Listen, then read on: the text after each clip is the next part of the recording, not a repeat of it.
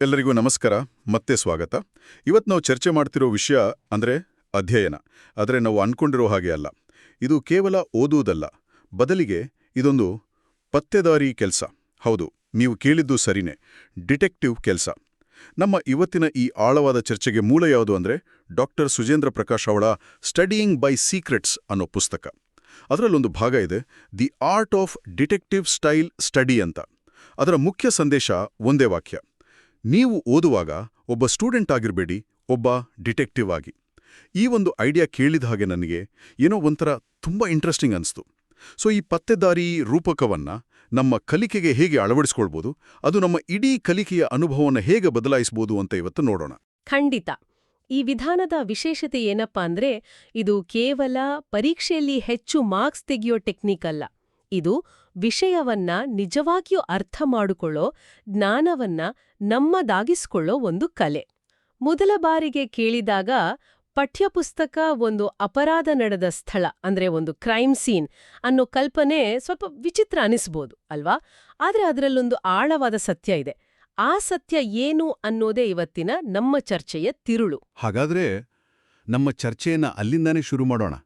ಪಠ್ಯಪುಸ್ತಕ ಒಂದು crime scene, ಇದು ಕೇಳಿದಾಗ ನನಗೆ ಸ್ವಲ್ಪ ನಾಟಕೀಯ ಅನಿಸ್ತು. ಅಂದ್ರೆ ನಾನು ಒಂದು ಇತಿಹಾಸದ ಪುಸ್ತಕ ಓದಬೇಕಾದ್ರೆ ಅದರಲ್ಲಿ ಅಪರಾಧ ಎಲ್ಲಿದೆ? ಒಳ್ಳೆ ಪ್ರಶ್ನೆ. ಇಲ್ಲಿ ಅಪರಾಧ ಅಂದ್ರೆ ಕೊಲೆ ಅಥವಾ ಕಳ್ಳತನ ಅಲ್ಲ. ಇಲ್ಲಿ ಅಪರಾಧ ಅಂದ್ರೆ ತಿಳುವಳಿಕೆಯ ಕೊರತೆ.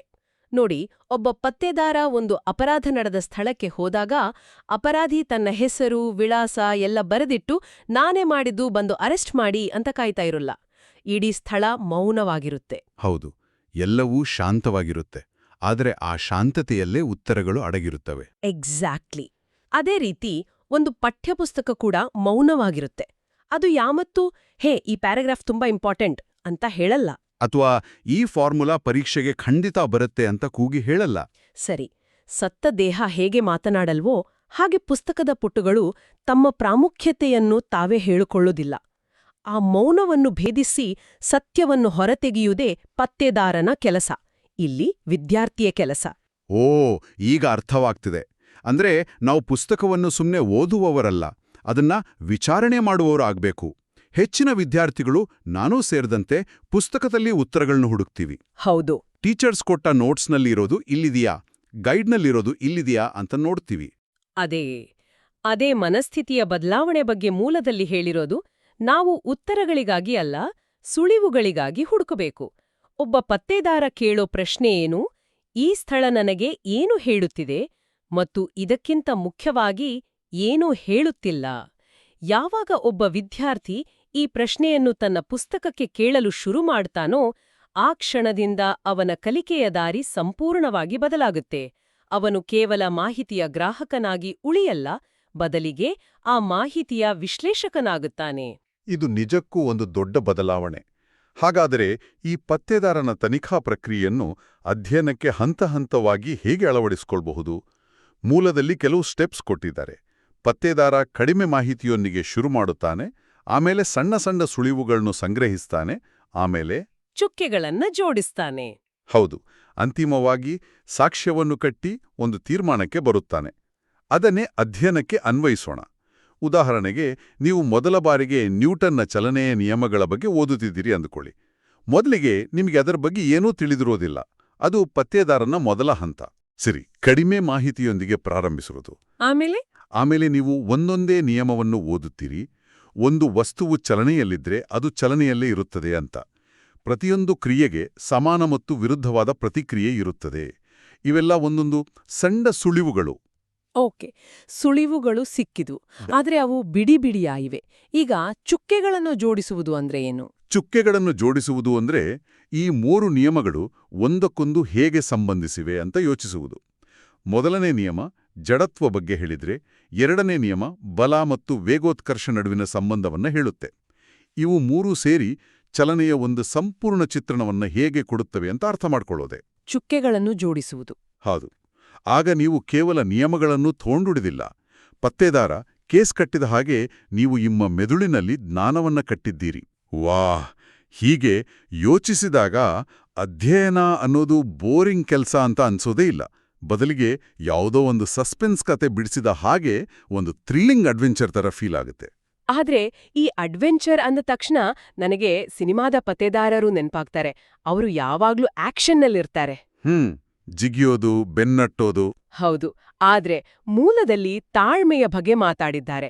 ನಿಜವಾದ ತನಿಖೆ ಅಷ್ಟು ನಾಟಕೀಯವಾಡಿರೋಲ್ವಾ? ಖಂಡಿತ ಇಲ್ಲ. ಸಿನಿಮಾದ ಪತ್ತೇದಾರ ಒಂದು ಭ್ರಮೆ. ನಿಜ ಜೀವನದ ತನಿಖೆ 90% ತಾಳ್ಮೆಯ ಕೆಲ್ಸ. ಮೂಡದಲ್ಲಿ ಕೊಟ್ಟಿರೋ ಉದಾಹರಣೆ ಅದ್ಭುತವಾಗಿದೆ. ಒಬ್ಬ ತನಿಖಾಧಿಕಾರಿ ಒಂದು ಶಂಕಿತ ಮನೆಯ ಹೊರಗೆ ಕಾರಿನಲ್ಲಿ 3 ಗಂಟೆಗಳ ಕಾಲ ಸುಮ್ಮನೆ ಕೂರ್ಬೋದು, ಏನೂ ಮಾಡದೆ. 3 ಗಂಟೆ? ಅದು ಕೇಳೋದಕ್ಕೆ ಬೋರಿಂಗ್ ಅನ್ಸುತ್ತೆ. ಆದ್ರೆ ಆ ತಾಳ್ಮೆಯಲ್ಲೇ ಉತ್ತರ ಸಿಗ್ಬೋದು.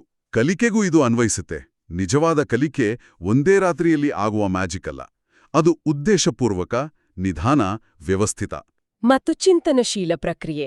ಹೌದು, ನಮಗೆ ಒಂದು ವಿಷಯ ಅರ್ಥವಾಗದೇ ಇದ್ದಾಗ ನಾವು ಹತಾಶರಾಗುತ್ತೇವೆ. ಆದರೆ ಒಬ್ಬ ಪತ್ತೇದಾರನ ಮನಸ್ಥಿತಿ ಇದ್ದರೆ ನಾವು ಕೇಳಬೇಕಾದ ಪ್ರಶ್ನೆ ಬೇರೆ. ಒಂದು ನಿಮಿಷ, ಇಲ್ಲಿ ನನಗೆ ಏನು ಅರ್ಥವಾಗುತ್ತಿಲ್ಲ, ಈ ಕಾನ್ಸೆಪ್ಟ್ ನನಗೆ ಏನು ಹೇಳಲು ಪ್ರಯತ್ನಿಸ್ತಿದೆ. ಆ ತಾಳ್ಮೆಯಿಂದ ವಿಷಯವನ್ನು ನೋಡಿದಾಗ ಹೊಸ ದಾರಿಗಳು ಕಾಣಿಸುತ್ತವೆ. ಹಾಗಾದ್ರೆ ಇಡೀ ಪ್ರಕ್ರಿಯೆಯ ತಿರುಳು ಇರೋದು ಸರಿಯಾದ ಪ್ರಶ್ನೆಗಳನ್ನು ಕೇಳೋದ್ರಲ್ಲಿ. ಪತ್ತೇದಾರನ ತರ ಪ್ರಶ್ನೆ ಕೇಳಬೇಕು. ಮೂಲದಲ್ಲಿ 5 ಪ್ರಮುಖ ಪ್ರಶ್ನೆಗಳನ್ನು ಕೊಟ್ಟಿದ್ದಾರೆ. ಅವುಗಳ ಬಗ್ಗೆ ಸ್ವಲ್ಪ ಮಾತಾಡೋಣ.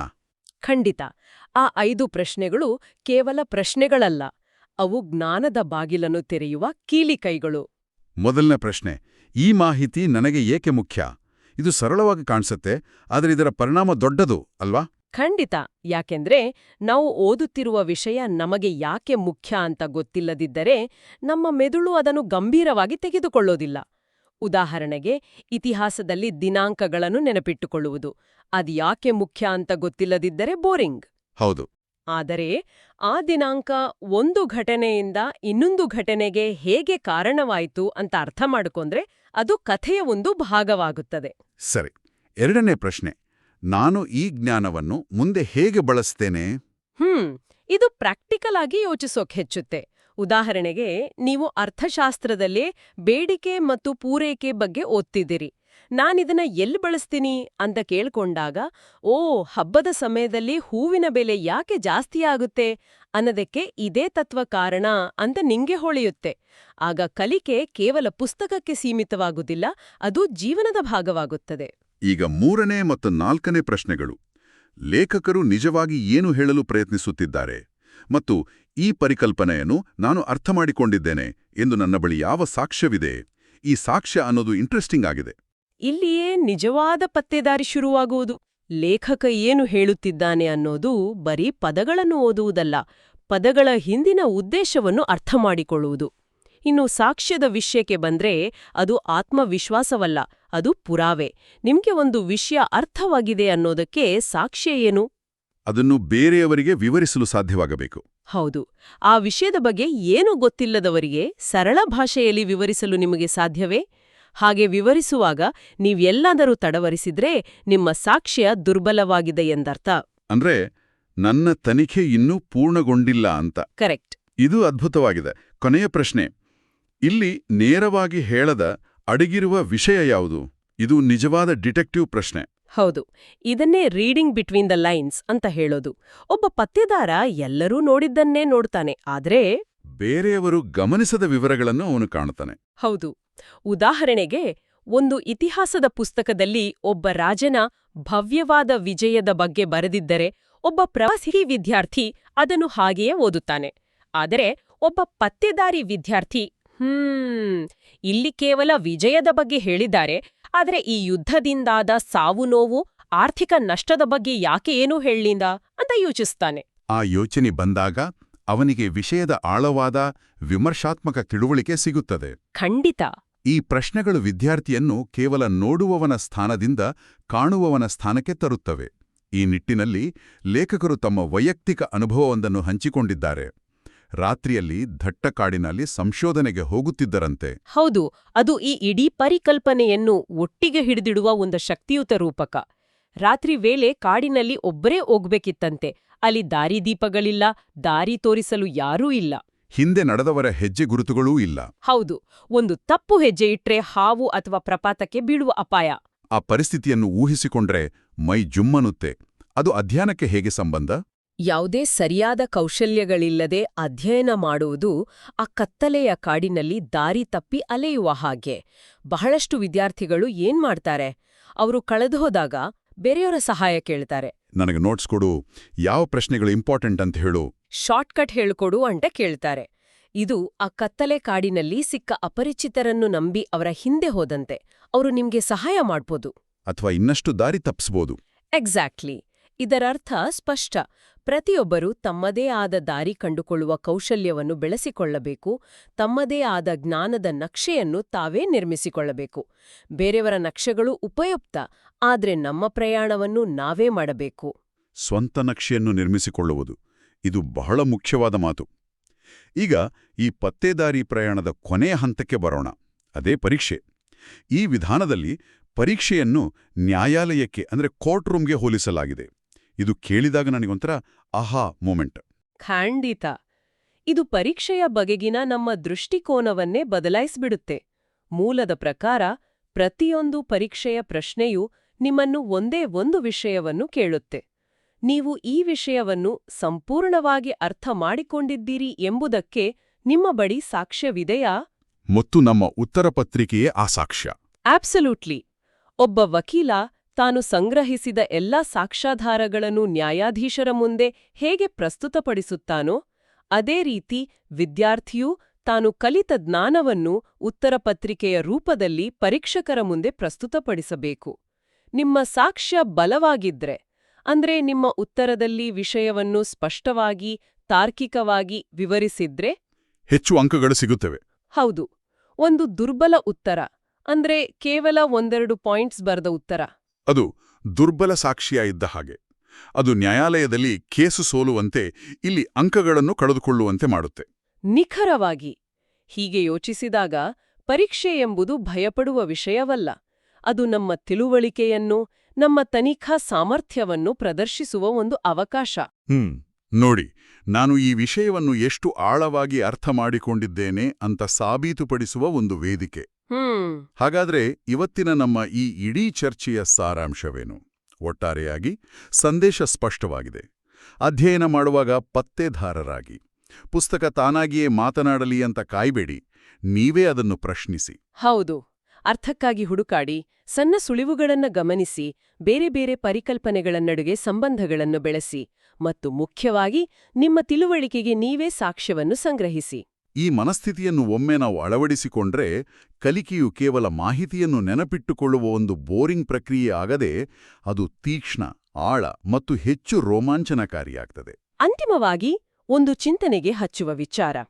ಈ ಮೂಲದಲ್ಲಿ ಪತ್ತೇದಾರರಾಗಿ ಅನ್ನೋ ಈ ವಿಧಾನವನ್ನು 59 ರಹಸ್ಯಗಳಲ್ಲಿ 4ನೇ ರಹಸ್ಯ ಅಂತ ಹೇಳಲಾಗಿದೆ.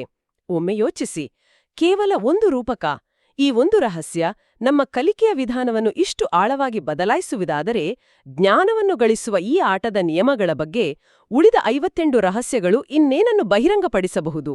ಇದು ಕೇವಲ ಪರೀಕ್ಷೆಯಲ್ಲಿ ಪಾಸಾಗೋದ್ರ ಬಗ್ಗೆ ಅಲ್ಲ. ಅಲ್ಲವೇ ಅಲ್ಲ. ಇದು ಯಾವುದೇ ಕ್ಷೇತ್ರದಲ್ಲಿ, ಜೀವನದ ಯಾವುದೇ ಹಂತದಲ್ಲಿ ವಿಚಾರಣೆಯ ಕಲೆಯನ್ನು ಕರಗತ ಮಾಡಿಕೊಳ್ಳುವುದರ ಬಗ್ಗೆ, ಆಳವಾಗಿ ಯೋಚಿಸುವ, ವಿಶ್ಲೇಷಿಸುವ ಮತ್ತು ಸ್ವಂತವಾಗಿ ಜ್ಞಾನವನ್ನು ನಿರ್ಮಿಸುವ ಸಾಮರ್ಥ್ಯವನ್ನು ಬೆಳೆಸಿಕೊಳ್ಳುವುದರ ಬಗ್ಗೆ. ಆ ಸಾಮರ್ಥ್ಯವೇ ನಿಜವಾದ ಶಿಕ್ಷಣ.